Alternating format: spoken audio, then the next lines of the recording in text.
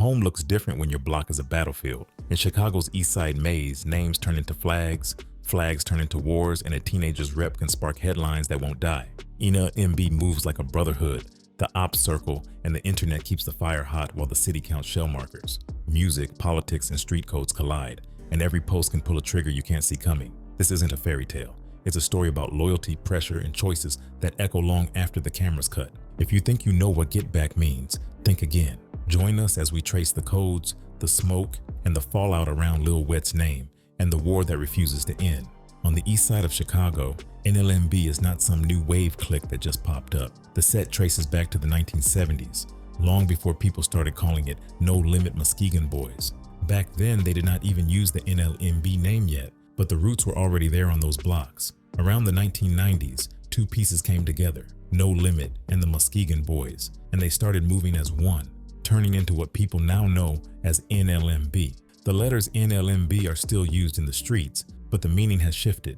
They say it stands for Never Leave My Brothers and No Limit Muskegon Boys. Some members even call it more of a brotherhood than a straight gang. On paper that sounds soft, but out on that turf it means you ride for your people and you bleed with your people, because in that field you can lose everything fast. NLMB is different because it is a mixed set. You have BDs, GDs, Renegade GDs, and even other small groups like the Coup Gangers tied into this one big pact. MB stands for Muskegon Boys, a renegade faction of the Gangster Disciples, and when they locked in with No Limit, that NL plus MB pact became the core. On the streets, they will tell you NLMB is Die 5 and Die 6 at the same time, which means even if someone is familiar with the nation, if they are not from No Limit, they can still be in danger just walking through that neighborhood. The op list is long. Black Mob, Sino City, Death Row, Lakeside, Pocket Town, Mid Gang, Biolock, RBO, No Good, 358 Gang, Gyro City, 800, Frank Block, Blicky Gang, EBC, Taco Gang, and more.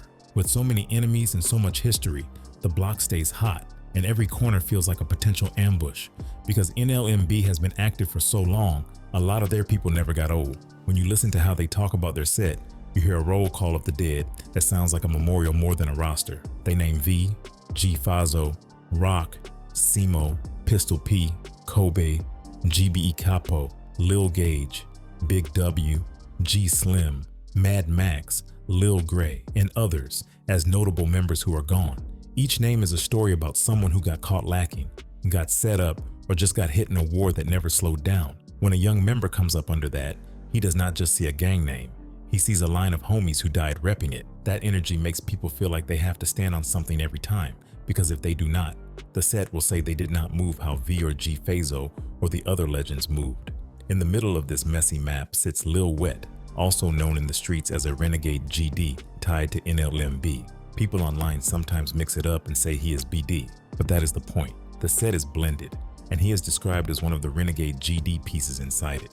When you live in that kind of structure, lines between gangs blur, but the code stays the same. You watch for ops, you ride for your side, and you do not fold when your name gets called. The streets around that NLMB territory are not friendly to outsiders, and even some folks from the same nation can get pressed if they are not directly stamped by the No Limit side. That is the world a 19-year-old like Lil Wet was moving in. Old beef, long enemy lists, and a brotherhood that expects you to handle business. Inside NLMB, there are smaller cliques that act like families inside the bigger family. One of them is LOE, which stands for Loyalty Over Everything. LOE is made up of Black Peace Stone members who grew up together, faced the same struggles, and built their own tight circle. They called themselves LOE because they believed in sticking together through everything, even when it felt like the rest of the world had turned its back on them. Most of the LOE crew were minors or very young adults, around 18 to 25 years old. With that age range and not a lot of supervision from older, higher-ranked members, trouble was easy to find. Fights, shootings, reckless missions, all of that came quicker when your whole clique is young and hyped, and everyone wants to prove they are solid in front of their brothers. Another subset that shows how wild the lower ranks can get is Drench Gang, also known as No Limit Drench. This crew mixes Black Peace Stone members with Black disciples, and it mostly consists of teens between 15 and 20 years old. They operate inside NLMB territory and reflect the larger gang's makeup, with the majority of members being African American. Their reality is not some rap fantasy. It is a life packed with crime, violence, and uncertainty. Without strong role models and guidance, these young members get swept up in shootings, robberies, slashings, and money laundering. Every move is a dance on the edge of lawlessness. In that setting, catching a body, hitting a lick, or sliding on ops can feel like regular steps in the story instead of shocking moments, especially when you grew up watching older homies do the same. That cycle of violence did not just touch the young ones. On March 29th, Jerry Jacobs, 37 years old and known on the streets as Big Wet, was walking on the sidewalk in the 7900 block of South Phillips in Chicago. It was around 11:15 p.m. when a dark-colored van pulled up. 4 men jumped out and opened fire. Big Wet was hit and did not make it. His death was not treated like some random act. Police saw it as another hit inside an ongoing gang conflict. For the people around NLMB, this was not just another statistic. This was the father of the 19-year-old who would be in the headlines days later. Losing a pops in that way hits different in a world that already runs on revenge and payback. It plants the idea that somebody has to answer for it. The next afternoon, March 30th, the violence moved to Nadia Fish and Chicken at the corner of East 75th Street and South Coles Avenue in the South Shore neighborhood. Around 3:30 p.m., a gunman walked into that spot and started letting off shots. When the chaos stopped, 4 men were dead. Inside the restaurant, 28-year-old Emmanuel Stokes and 32-year-old Edwin Davis were found shot. Outside, 20-year-old Dylan Jackson lay dead near the building. His 19-year-old brother, Raheem Jackson, was found in a nearby yard. The Jackson brothers had come to the restaurant to see their mother, who had been working there for 8 years. She ended up caught in the middle, seeing the aftermath of her own sons getting killed where she worked. Their grandmother, Georgia Jackson, later said she had already lost another grandson to gun violence back in 2011, and the pain broke through in one line: "I can't keep doing this. I'm losing too many kids." From the start, the police said this was not a random spray. Investigators told the I-Team that the 4 men who died at Nadia were caught in a retaliatory attack from a previous gang incident.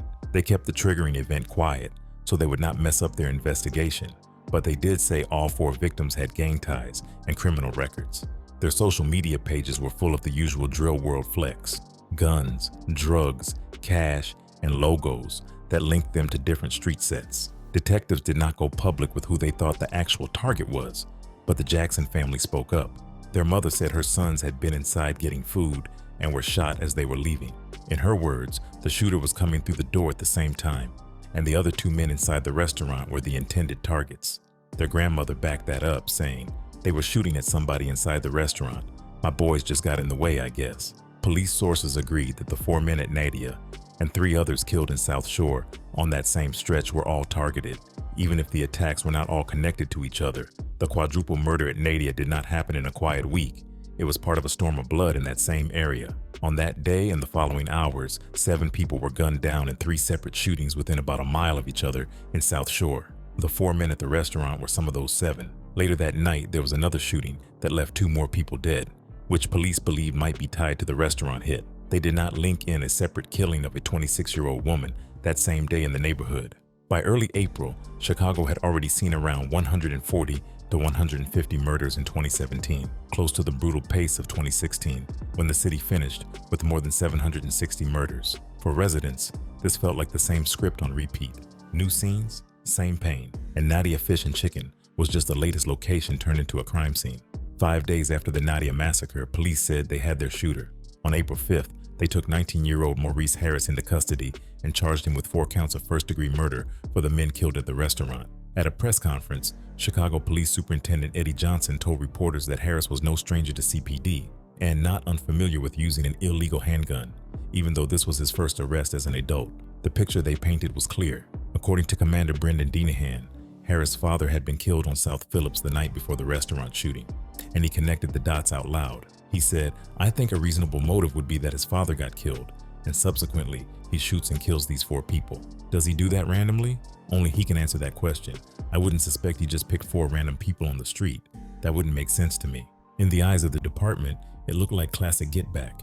Your OG gets dropped, you slide on ops the next day and drop 4 bodies. While the detectives and brass talked about motive and charges, people in the community stood in front of cameras and spoke on how sick they were of seeing friends and family die. At a gathering called Operation Wake Up near the murder scene, Alderman Gregory Mitchell from the 7th Ward told the crowd that he had lost 36 of his childhood friends to this garbage in these streets, with another 17 sitting in jail that he still talks to. CPD Commander Darren Doss reminded everyone that he could not make the streets safe alone and begged people to reach out if they saw something. Superintendent Johnson used the moment to hammer on illegal guns and the lack of fear around consequences. He said incidents like this showed the real problem at the heart of Chicago's violence. People willing to pick up guns and pull triggers like nothing will happen to them. It was a rare moment where the suits, the uniforms, and the neighbors all agreed on one thing. This was too much. While the city repeated the revenge story, inside Maurice Harris's home, his mother was telling a different version. Tamika Harris said her son could not have been at Nadia Fish and Chicken when the shooting went down. She said she had phone records that showed she was on the phone with him at that time. According to her, he was at the coroner's office, identifying his father's body, not at the restaurant. She stood on that alibi while the police department stood on their arrest. They pointed out his juvenile history, even if they would not share the details, and kept pushing the idea that he was familiar with illegal handguns. For Tamika, it was not just about clearing a name in the news. It was about fighting the idea that her son had walked straight from seeing his father on a slab to catching 4 bodies in a chicken spot. Even without a confession from Harris, detectives said they had something strong.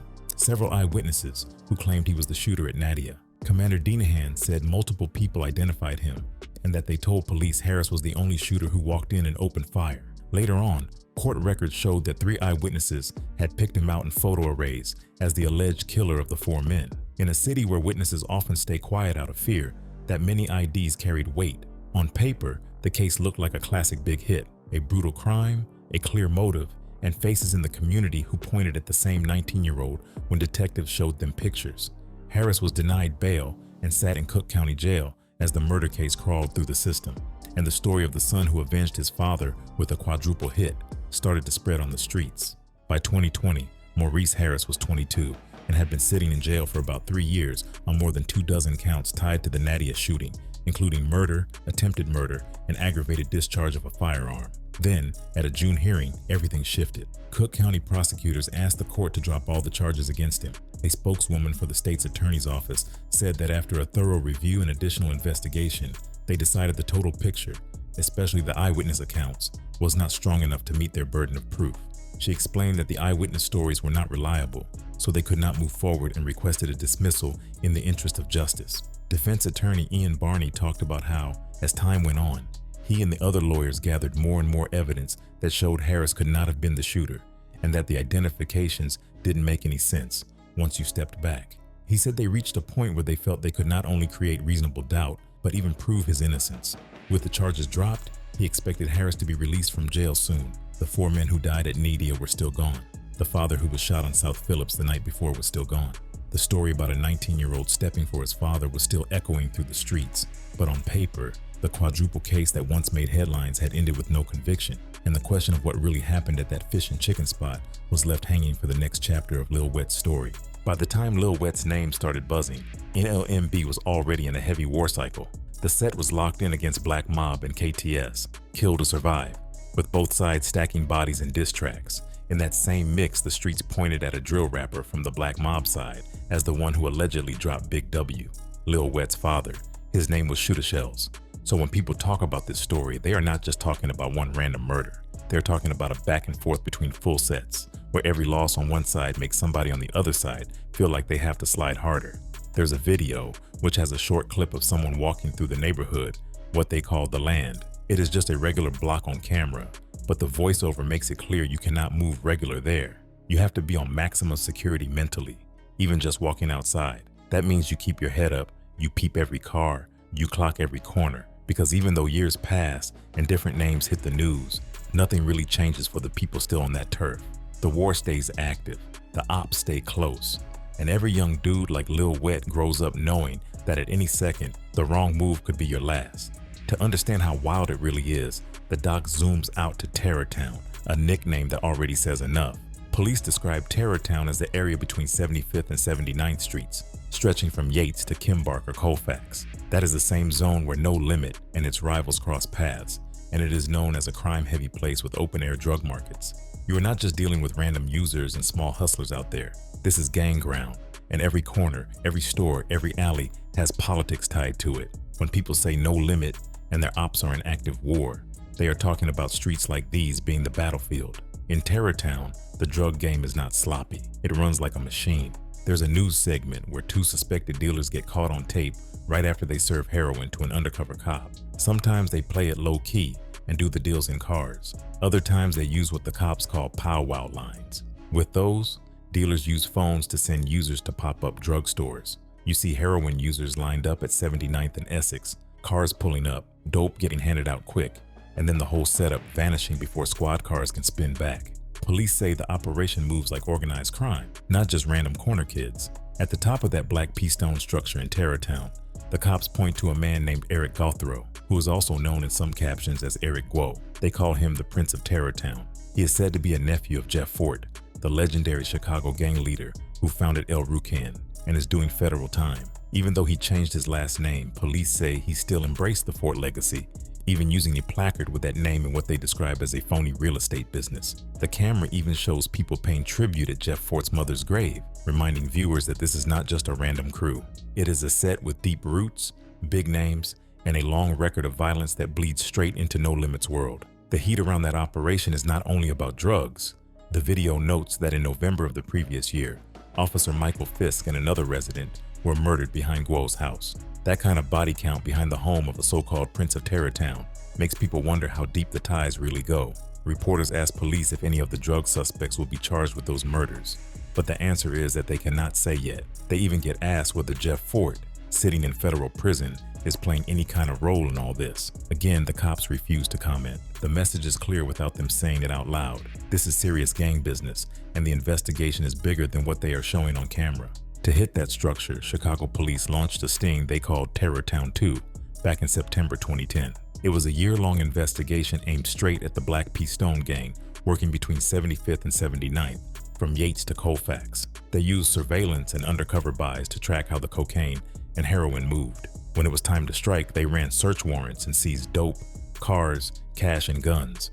The bust took down 19 people on drug charges, including Eric Gothrow, on a criminal drug conspiracy case. Police said they grabbed over $24,000 in cash, 13 vehicles, and 10 guns, plus a large amount of cocaine and heroin.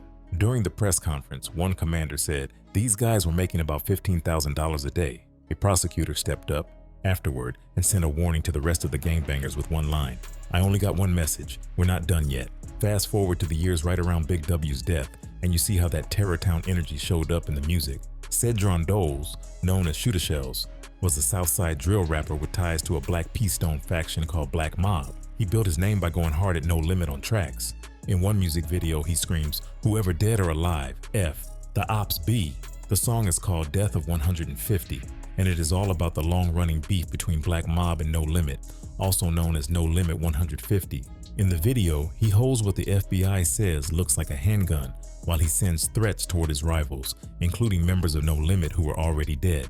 He raps, "Tell Rock, Kobe, Fazo, you gonna see them soon," calling out 3 slain NLMB names on camera like it is nothing. By the time Death of 150 dropped in April 2017, the violence between Black Mob and No Limit had already been going on for years. Records later unsealed in federal court showed that 2 months before Shooter Shells got killed, the FBI joined Chicago police to look deeper into that back and forth. They wanted to map out the retaliatory shootings and the way petty beefs, even inside the same nation, turned into murders. In one filing, they asked the court for permission to search an iPhone 7 Plus that was taken from Shooter Shells' pocket after he died.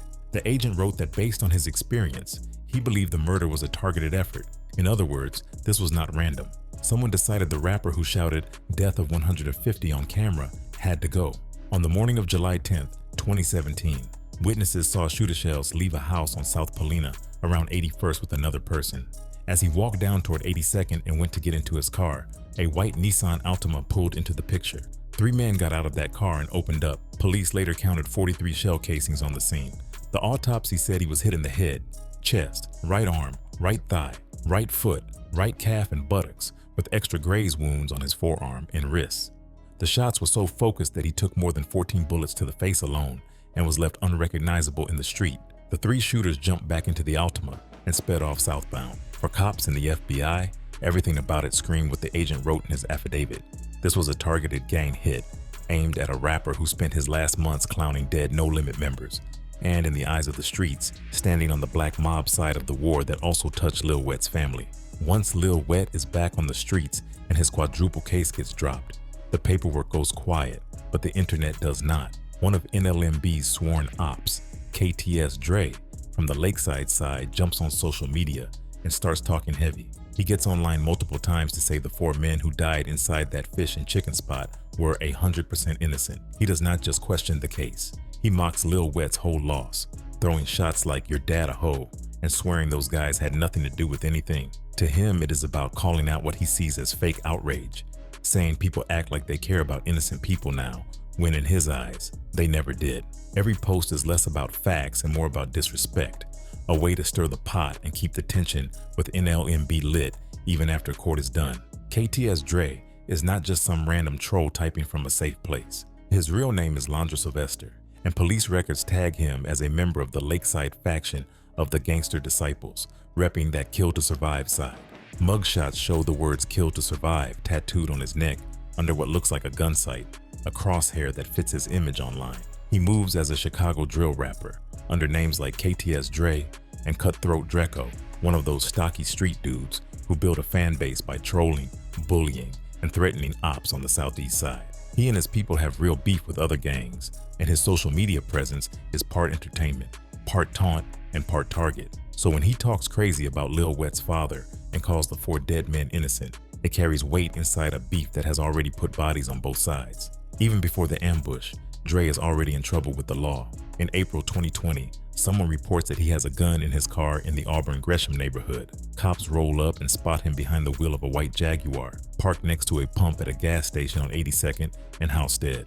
When they walk up, they say they see a 9mm Glock sitting in his lap while he is on parole from a 2015 gun conviction. An officer tries to grab the pistol as Dre throws the car in gear, and there is a struggle before they drag him out. That case turns into a 2020 gun charge. By December, he is on house arrest with a GPS monitor, allowed 4 hours every Thursday to leave the crib and run errands. But sheriff's officials later say he broke those rules by sliding through various locations in Chicago and Wisconsin on June 11th.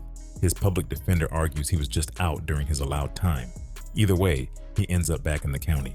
Because of that violation, Dre gets jailed again in June. A judge sets his bond at $50,000. Court records say his fiancée comes through and posts that 50 grand on a Friday. For some reason, he does not walk out right away, and it is not clear how the killers know when he will actually touch the sidewalk. What we do know is what happens next. On July 13th, 2021, around 8:50 p.m., Dre finally walks out of Cook County Jail on South California Avenue. He is dressed simple, black pants, white shoes, ankle monitor still on, with a 60-year-old woman next to him and another woman close by. He barely has time to smell that free air. As soon as Dre hits the street, several people get out of 2 vehicles and open up on him. Witnesses hear what sounds like fireworks at first, then realize it is a cadence of gunshots. A woman who came to visit another detainee says she heard the pops and thought, "Those sounded really close," then ducked inside her car when the shots kept coming. Dozens of yellow evidence markers end up scattered on South California Avenue, each one marking a shell casing. A bloody shirt lies on the sidewalk near the exit where prisoners come out. Dre is hit in the face and chest and rushed to Mount Sinai Hospital, where he is pronounced dead. The older woman standing with him is shot in the knee and taken to Stroger in good condition. Another 35-year-old woman nearby gets grazed in the face and survives. Headlines lock onto the 64 shots tag and push it nationwide because the image is loud. A Chicago rapper steps out of the county and gets turned into a crime scene right at the door. Pathologists later count 34 entrance wounds, but there are so many broken bullet fragments inside his body that they cannot trace every path with precision. The autopsy notes shots to the head, torso, arms, legs, and buttocks, with clusters so tight they have to be grouped. 2 of the hits land near his crosshair throat tattoo, almost like somebody wanted the mark on his neck to be the mark they hit. In gangland, multiple shots to the head and face are a sign of deep contempt. It is meant to be final and disrespectful, and for a man who built a persona off trolling and threats, the message is brutal and clear.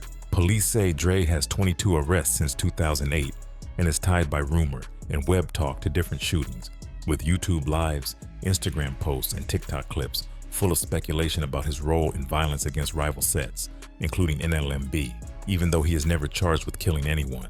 That kind of history builds a long list of enemies, which means the circle of suspects is wide. It also means the hit does not feel random. It feels like a score someone wanted to settle in the loudest way possible. What makes this ambush even more shocking is not just how many rounds get dumped, but where it happens. This is not a side block at midnight. This is the main exit of Cook County Jail, with cameras up, deputies nearby, visitors coming and going, and regular traffic rolling by. The shooters still pull up, jump out, and let it ring until the ground is covered in brass. The location turns the murder into a statement. It says the beef is so hot that people are willing to risk everything to make sure he does not make it off the sidewalk. That is where the city's top cop steps in front of cameras and uses the case to argue the system is too soft on violent repeat offenders. Chicago Police Superintendent David Brown talks to the press about what happened and points straight at the electronic monitoring problem. He says officers recovered 59 shell casings on the scene, a number that shows how reckless and determined the shooters were. He points out that 2 women also got hit, though they survived, and then he pivots to policy. In his view, someone with a history like Dre's should not have been back out on the street with only a bracelet after violating bond conditions tied to weapons, assault, and habitual criminal charges. All these prior arrests, these serious felonies, these very violent crimes didn't keep him in jail, he says, and it created an unsafe environment for others to put him on electronic monitoring. It is a public push to keep people with that type of sheet behind bars while their cases play out, not walking around with a GPS box that does not stop bullets or ambushes. A live report from CPD headquarters adds another layer to the conversation. The reporter says there are about 3,500 people on electronic monitoring in Cook County and tries to track who makes those calls. If you ask the police department, the sheriff, the state's attorney, and the judges, you get different answers and a lot of finger pointing. A source tells the station that prosecutors from the state's attorney's office present recommendations in court, but the final decision sits with the judge. That means if someone like Dre gets released with EM after violating a bond tied to a gun case, the paperwork trail runs through multiple hands. The public hears that and sees a system where responsibility is spread thin. And when a hit like this happens at the jail door, the blame game starts just as fast as the sirens. That official reaction does not change what people on the ground already feel. Someone who openly says he did not like Dre at all, that they had real beef and that Dre threatened to kill his son and his baby mother, still calls the hit too much. He says nobody deserves to die like that, but also says Dre's own choices brought that kind of heat to his name. To him, the craziest part is that the shooters were down to do it right there, under cameras and lights and cops, just to make sure Dre did not make it past the curb. It is a reminder that online smoke and street smoke do not burn the same. On the web, you can log off. In the land, once certain words leave your mouth, you cannot take them back, and some people will not let you take another step. After the ambush, the city folds the case into a bigger talk about drill and clout. The viral headline becomes 3 words: Chicago, rapper, 64 shots. A man who built a following off the Kill to Survive brand steps out of the county with a monitor on, hoping to go home, and gets erased at the gate. The overall pattern feels like contempt, and the lack of arrest keeps the story open because the shooters leave in separate cars going different directions, and no one is in custody. For the department, that fuels the narrative that electronic monitoring is not a real solution for people tagged as violent. For the courts, it raises pressure over bond decisions and who should be held. For the streets, it settles one score and opens 10 more questions. The online crowd keeps replaying his lives and clips, arguing about which bar or which threat crossed the line. The news keeps replaying the shell markers in the rain and the shirt on the sidewalk. The families keep replaying that walk to the car and the moment when the noise started. Every angle loops back to the same point. You can argue innocence or guilt in comments in courtrooms, but the end result is fixed. A high-profile name in a long-running war mocked NLMB and taunted a loss that hit close to Lil Wet, and then got hit in a way designed to shock the city, shake the system, and stamp the beef into people's memory. That is how the order plays out from start to finish. The streets say the location was the message, and the message was that some beef does not care about cameras, cops, or crowds. To the outside world, Dre's story looks like just another drill rapper killed in Chicago. For people locked into the gang politics, it reads different. Here is a lakeside hitter who once went online to say his mind, who disrespected Lil Wet's father, and who used the whole situation to taunt No Limit. Then, about a year after all that talking, he is the one getting ambushed and sprayed, while family stands next to him. No one is in custody for his murder. The shooters vanish in separate cars, and the streets are left to connect the dots however they want. For a story like Lil Wet's, it is another bloody chapter in the same war. A reminder that in this world, once you start playing with dead homies and high-profile bodies, the beef rarely ends with just one side taking loss. No Limit is not moving like a crew that caught a clean win. The set is still in an active war zone, and you see it in who starts falling next. Another close face to J Herbo and NLMB gets touched long before the feds come for Wet. It shows that just because one big case got dropped, the beef around this set did not cool down at all. The streets that made a 19-year-old the face of a 4-body revenge story are the same streets that keep taking people tied in with him, Herbo and the No Limit name. In January 2021, the city watches another No Limit name go out in a loud way. Gregory Jackson III, better known as Lil Greg, is a South Shore member of the No Limit Muskegon Boys, that renegade mix of Black P. Stones and gangster disciples that also rocks Never Leave My Brothers. He is known as a close associate of G Herbo on camera and in lyrics. One of his last Instagram posts shows him smiling with Herbo under the caption, "Can't none come between us." In a song, Herbo even raps, "Me and Greg was sharing clothes, but we wasn't really bros," hinting at how deep they were locked in. That connection makes what happens to Greg feel like another direct hit to the same circle that rides with Lil Wet. On January 28, 2021, Lil Greg starts the day in a courtroom, not on a corner. He appears in front of a Cook County judge on a marijuana possession charge. His lawyer, Herschel Rush, works the case down to a misdemeanor, and Greg walks out with a sentence of 6 days of time served. Rush later says his client had no violence in his record and calls him courteous and respectful. From there, Greg heads to Studio 19 barbershop on South State Street in the South Loop. Shortly after noon, someone walks into that barbershop and shoots him in the face. He is rushed to Stroger Hospital but does not make it. For a lot of people, that timing is what hits hardest. In the morning, he's beating a low-level case, and by midday, he is laid out on a barbershop floor. Greg is only 24, a father of 2 kids, and tied to one of the city's most known rap names. So his death does not just stay inside the hood. His Instagram fills up with RIP messages, including a tribute from Atlanta rapper 21 Savage. Reporters reach out to his lawyer, who says he is shocked and saddened, and they reach out to Herbo's camp, who stay quiet. At the same time, police sources underline again that Greg was No Limit Muskegon Boys, tying his barbershop killing back into the same gang structure that raised Lil Wet. In one photo, he stands next to Maurice Harris, throwing a vulgar hand sign and grinning, reminding everyone that in this world, being no limit, being close to Herbo, and being close to Wet are all part of the same picture. Around this period, the wider circle around G Herbo is also catching federal heat.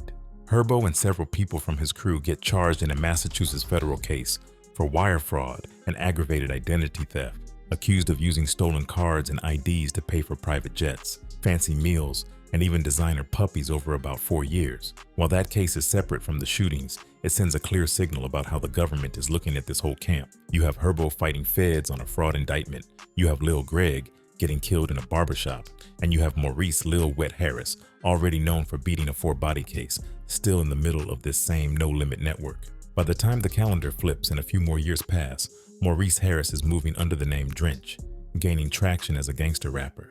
He is making real money off the image, reporting about $15,000 a month from music. Tracks like Murder Man push that brand hard. In that song, he raps, "2 switch in my hand. For my AP, 2 opps they dead, they hate me," talking directly about Glock pistols converted with switches into full auto. The same streets that once argued about whether he really avenged his father now stream him talking about spraying opps with automatic fire. On January 19th, 2024, the story takes another hard turn. Federal agents are working a search warrant at an apartment building in the 700 block of West 47th Street. The warrant is under seal, so they are not saying yet what the original target is. Inside that building, they say they see Maurice Harris lean out of a window with a gun in his hand, then toss it onto the roof. Agents move to recover the weapon. What they pick up from the snow on that roof is a Glock pistol with a fully automatic switch on it, loaded with 17 live rounds. For regular people, that is just a scary gun. For the feds, that is a straight federal machine gun charge waiting to happen. In the paperwork, the FBI agent makes it clear what that small metal piece means. The switch is a device that converts a regular semi-auto Glock into a machine gun that can fire more than one shot by a single function of the trigger. Under federal law, that makes it a machine gun. Harris is charged in a criminal complaint with possession of a machine gun, which carries up to 10 years if he gets convicted. The complaint even includes a photo of the alleged Glock sitting on top of snow on the roof. At this point, people around him say he had just come back from a show in Detroit and was staying with his girlfriend. The street rumors fly faster than the official papers can keep up. As soon as word hits that Lil Wet has been picked up by federal agents, the internet tries to fill in the blanks. 2 big rumors start to circulate. One group says he got caught with a Glock with a switch, straight up. Another set claims the feds wanted to question him about the murder of KTS Dre. the Lakeside rapper. The official complaint that goes public focuses on the gun. The talk that he is being lined up for Dre's death stays in the rumor lane. What is real is simple. He is in federal custody. In early February, Harris is arraigned under his government name and pleads not guilty to the machine gun charge. He is 26 now, far from that 19-year-old kid in the fish and chicken headlines, but the system still treats him like a heavy risk. U.S. Magistrate Judge Gabriel Fuentes listens to both sides and then orders him held without bond. The judge says prosecutors have shown he is a danger to the community, even though he does not have any felony convictions on his record. He notes that Harris already spent about 3 years in jail awaiting trial before his murder charges were dropped back in 2020. Now the feds want him in again, this time for the switch Glock on the roof. To make their point, federal prosecutors do not just talk about the gun. They play clips of Harris's rap videos in court. They tell the judge that when Drench raps about switches and spraying ops, this is not just art, it is real life. They say the videos show his familiarity with guns and his comfort talking about shooting people with automatic weapons. So his dangerousness is a reality, not just a character. The complaint leans on 2 tracks in particular, Murder Man and Death, and breaks down his own words bar by bar.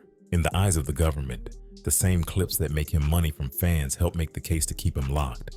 In the Murder Man video, around 15 seconds in, Harris says, "My Glock got a switch get drenched." A few seconds later, he raps, "2 switch in my hand. For my AP, 2 ops, they dead, they hate me." Then he says, "Got my shooter, with my they gonna spray for me." In the Death video, around 37 seconds in, he says, "New Glocks on us got switches turned ghosts." Later, around 1:46, he adds, "These Glocks on E-switches. Up this bitch and spray." The FBI agent writes in the complaint that when Harris talks about switches spray, he is describing how those devices let a Glock spray bullets. For the feds, those lines are not just tough talk. They are proof that the man they say threw a switch Glock onto a roof knows exactly what that kind of gun can do. Harris's lawyer, named Clancy in the report, pushes back by arguing that rap is art, not a confession. He tells the judge that Harris talks about gun violence in his songs because unfortunately, in society, that is what sells. He compares him to Johnny Cash, who once sang about shooting a man in Reno just to watch him die, even though Cash never actually killed anyone. The judge fires back with the question, "Johnny Cash, he was never armed with a firearm, as far as you know." Clancy has to answer, "He wasn't as far as I know, Judge." The back and forth shows the gap between how the defense wants the music to be seen and how the court is looking at a rapper who is both rapping about switches and accused of holding one in real life. In the end, Judge Fuentes locks in on the weapon more than the lyrics. He points out the ongoing gun violence in Chicago and the fact that the Glock Harris is charged with possessing was loaded with 17 live rounds and set up to fire them fast. He asks a hard question out loud. Why would someone be in a position where they had to squeeze off 17 rounds in a community beset by violence? For the judge, that is enough to say Harris should be held while the case moves. There is no trial date yet, only a note that a preliminary hearing has not been set. Drench sits, facing up to a decade if the feds hit their mark, while his lines about switches and spraying ops keep playing online. To show how serious they are about using drill and gang beef as part of big cases, prosecutors point to another recent situation in the same city. They talk about the racketeering trial, where 6 reputed gang members were charged with taking part in the killing of rapper FBG Duck, whose real name was Carlton Weekly. In that case, the government said the high-profile hit was part of a long-running war between 2 Southside gang factions, and they used drill tracks full of disses and threats as part of the story. All 6 men on trial were convicted of murder in furtherance of racketeering. For Harris, sitting in a federal courtroom with his own violent lyrics being read out loud, that FBG Duck case hangs in the air like a warning of how drill, gang sets, and federal law can collide. Around all this, the No Limit image keeps showing up in headlines for different reasons. You have Herbo still tied to NLMB, with old lines like, "Yeah, it's no limit, 30 years running, 30 years gunning, and we still the S," echoing in fans' ears. You have Drench, the same Maurice Harris, who once sat 3 years in the county, now sitting again on a federal switch case, while the feds play his own songs at him. Every piece comes back to the same set and the same name, and every new charge and body adds another layer to the story of the 19-year-old the city once said avenged his father with a quadruple murder. There's a screenshot floating around that says, "G, Herbo affiliate NLMB Lil Wet will be released from prison in 2026. That's internet talk, not paperwork, until a judge's order, BIOP entry, or official docket shows a set release date, treat it like hood rumors. Catchy, but unconfirmed. If it turns real, you'll see it in records, not just captions. In the end, this is not just a block tale. It is a mirror. Loyalty sounds holy when the hook hits, but in the field it is cold math. Internet smoke turns into real smoke when pride gets clipped. Rap videos sell a look. Then courtrooms press pause and read the lyrics line by line. Mothers pray, crews post, lawyers argue, and the city keeps counting shell markers on wet concrete. People call it clout. The morgue calls it capacity. You watched how a young name can turn into a headline, then into a hashtag, then into a case file with tabs and timestamps. You heard how a set can talk like family and move like an army. You saw how a disc can travel faster than a car and hit harder than a punch. None of that brings anyone back. None of that closes a wound. On this side, the code says never leave your brothers. On the other side, the code says never leave a witness. Both codes end the same way. So ask yourself what matters when the music stops. Is it the views, the image, the stories told in dim studios? Or is it the silence that comes after the last round? When the block goes still and only the sirens talk. We know how beef starts. We rarely see how it ends. Maybe there is no end. Maybe it just moves to a new corner and waits. When court and the streets tell two different truths, which one do you believe and why? Should lyrics and videos be treated like art or evidence when bodies keep dropping? Is loyalty a shield or a chain when the price is paid in years and funerals? If the internet stopped cheering every diss, would the city breathe even a little easier? What does winning look like when every victory needs another vigil? Let us know what you think in the comments box below. And if you liked how we presented you this video, hit that like button and make sure to subscribe for more.